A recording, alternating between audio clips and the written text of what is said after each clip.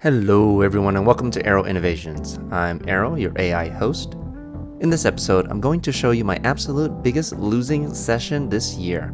I was playing live with the new subscribers to the channel who asked if this particular hand was ever going to air. He said in poker you get to see all kinds of hands, but what made my channel stand out were some of my outlandish remarks, like how I once joked about my surprisingly wrinkle-free Asian face. Nothing held back, no holds barred. On this channel, I show you my huge wins as well as my embarrassing losses. You guys get to see it all. Don't worry though, I still ended August just shy of 10,000 in wins, with only 55 hours played, so I'll be just fine. Don't forget we're doing cash drawings all throughout September, so stick around to the end of the video for details. Oh, I almost forgot. For this video, I'm testing with the second editor. If things work out, I'll be able to get twice as many videos out to you guys than previously. This session takes place on August 28th. We're playing 2-5 No Limit Hold'em at the Wynn Encore in Las Vegas, where I bind for 1,500, which is 300 big blinds. I started the session at 1:49 in the morning. 13 minutes into the session, there's a live 10. +1 opens for 30. The middle position calls. I call the low jack with ace-10 offsuit, and the hijack and the button both call. Going into this hand, the table asked if I only record when I have good hands, to which I answered, of course not. I record whenever I have anything playable. I could have 3-5 suited. Come on, deuce 4-6. We go 5 ways to a flop of deuce, 4, 10, rainbow. We flop top pair with top kicker. The original razor checks. The middle position leads for 45. I'm not afraid of a whole lot on this type of flop, to be honest. If someone is holding a 10, they only have 3 outs. Normally, I might just call here since I have position to the original better. But since I made that comment pre-flop, I feel I can get additional value from raising. So I bump the action to 155. Unfortunately, everyone folds, and the middle position shows he was leading extremely light with pocket 7s. It's still a good start to the night though, up $185. 30 minutes later, I open to 15 in the middle position with pocket 9s. The low jack, hijack, and small blind all call. We go 4 ways to a flop of 8, 9, 10, all clubs. We flop middle set in an extremely coordinated monotone board. Small blind leads for 25. With how wet the flop is, I elect to just flat to see how the players behind me respond. With a flop this coordinated, we only have a 34% chance of boating up against a flop straight or flush, and we're not even 60-40 against a combo draw. When the small blind leads for that small, if someone flopped a flush behind me, there's a good chance they'll raise right now and let us know. The low jack folds, but the hijack calls. The turn is the ace of spades, not improving our hand, but not completing any draws either. The small blind leads once again for a third pot bet of 50. He's just trying to get a cheap draw. I've gained all the information to know that we're ahead. I bumped the action up to 150. The hijack folds, later stating that he had the 7 of clubs, but the small blind calls, checking in the dark as he does so. The river is a deuce of diamonds.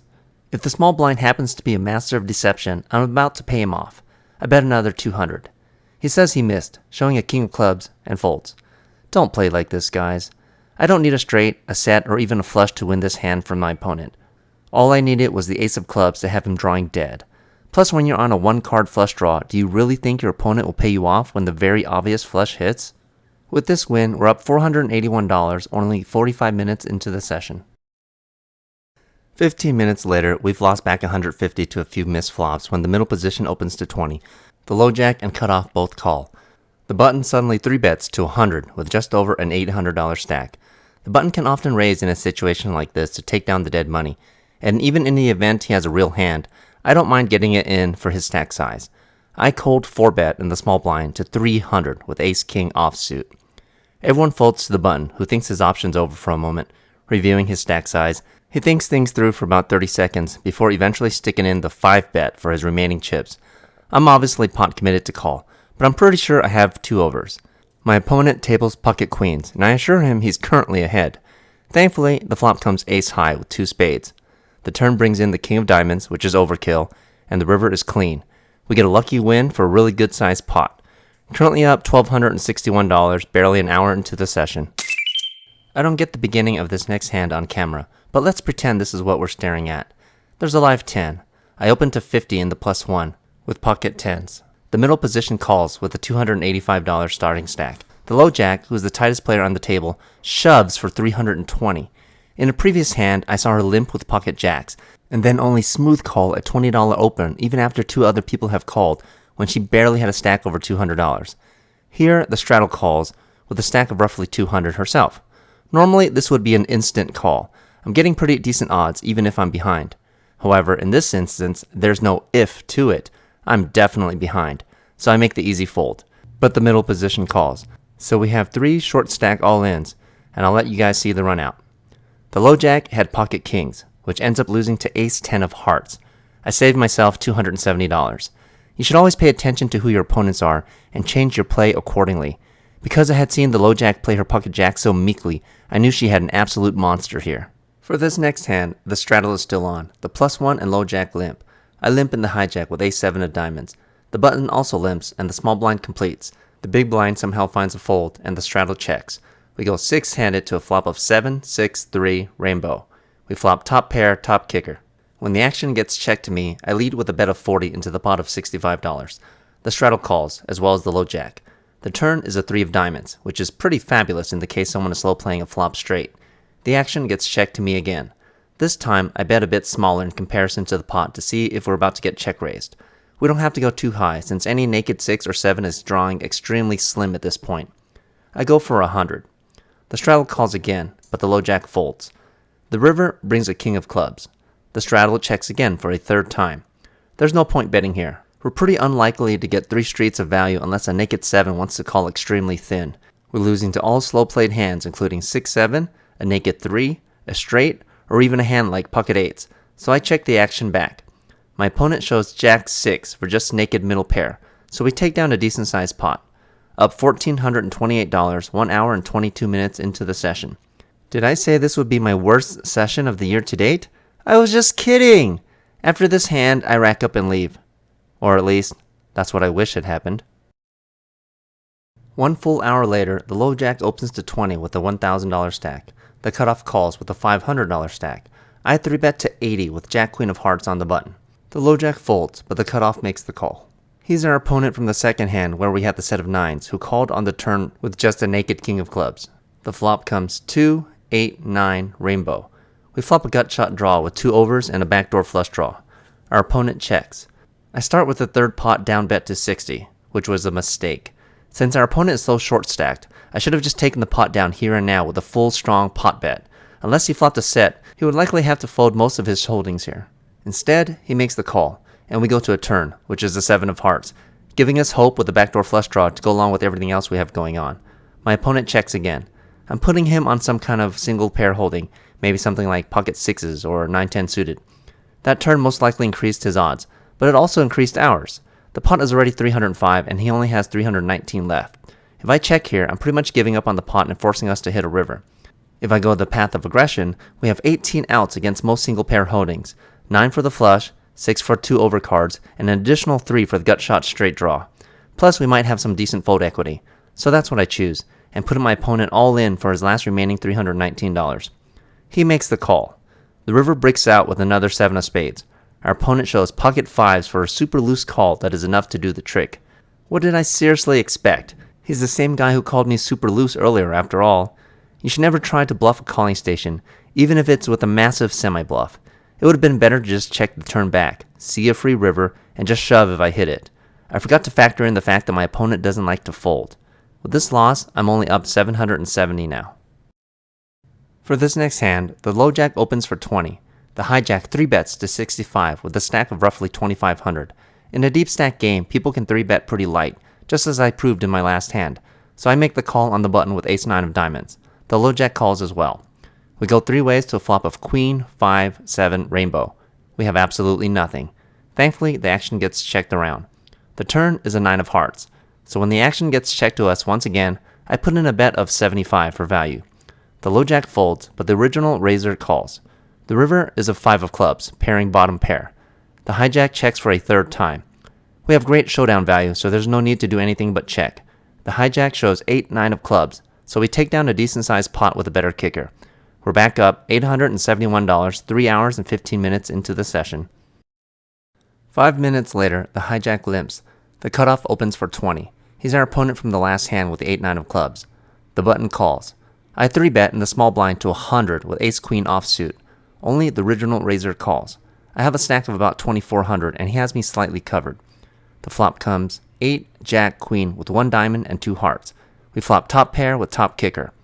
I would prefer if the board weren't so coordinated, but beggars can't be choosers. I lead with another c-bet of 100.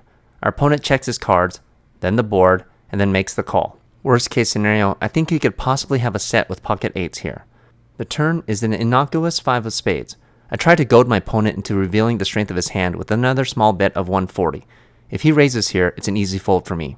Instead, he just makes the call, so I'm almost certain I'm ahead right now. He's most definitely on a draw of some kind. He could have a hand like pocket 10s or pocket 9s, which would be a gut shot that's also drawing to a set. Some sort of combo draw like ace 10 suited, king 10 suited, or even the unlikely flush draw, which is actually pretty rare in a heads-up situation in a 3-bet pot. The river brings a disastrous 10 of diamonds, putting a 1-card straight on board. Ace-king also makes the nuts. I contemplate putting out a blocker bet, but elect to check instead. My opponent cuts out a massive bet of 500. I have some showdown value, but I think I'm behind here a good percentage of the time. I have a remaining stack of just slightly over 2,000. If he has just a naked 9 with a hand like pocket 9s, or even a huge combo draw like ace 9 of hearts, I think I can credibly represent ace-king here. If the roles were reversed and I just had a naked 9, I know I would fold to a shove. I think a slow played set or a naked 9 would be forced to fold here to max aggression. What I am about to do, I do not recommend anyone watching this attempt to recreate. I am very comfortable with my bankroll, and a loss of this magnitude isn't going to break me. I feel the spirit of rampage welling inside of me. Unable to hold him back any further, I release young Ethan onto the playground in a massive all-in shove, turning my hand into a bluff. Only to get snap called half a second later.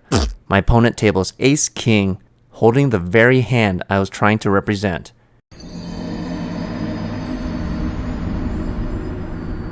And just like that, I go from up nearly 900 to down 1,500.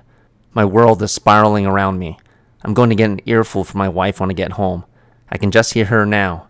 Ayya, why you bluff all our money? We have 2 kids? How are I going to feed the kid when you gamble and bluff away all our money? Ayya. Oh, wait a minute. My wife is white. Never mind. After that last hand, I buy back in for 1,300, which is the rest of the money I brought for the day, and struggle for the next 3 hours to climb out of the hole. My spirit is crushed, and my morale is too low to even record. The next several hours mostly just flatlines, leading to the very last hand where I get it all in with pocket queens against pocket jacks for almost 1,200.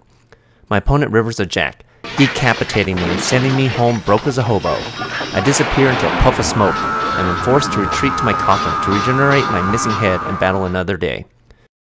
In for 2,800 and out for 0 after 6 hours and 38 minutes of playtime for my biggest loss of the year to date. I'll keep this a shorter video to see how my new editor works. Now it's the moment you've all been waiting for. If you're new to the channel, we're doing cash giveaways all throughout the month of September. For this video, all you need to do is subscribe to the channel. Hit that like button. Comment below anything you thought about this video or my channel in general. Now pick a number between 40 and 600. In the next video I release, I'm going to use a random number generator to pick a winner for $100. Every winner this month then gets thrown into a pool for the grand prize, which is your choice of either $500 or to become my next acolyte, which is valued at over $1,500. If my new editor works out, there's going to be twice as many videos released, which means twice as many cash drawings. Thank you everyone who participated in the last raffle. This one was extremely close. There were so many picks that kept one-upping one another. In the end, I found not a single winner, but 2!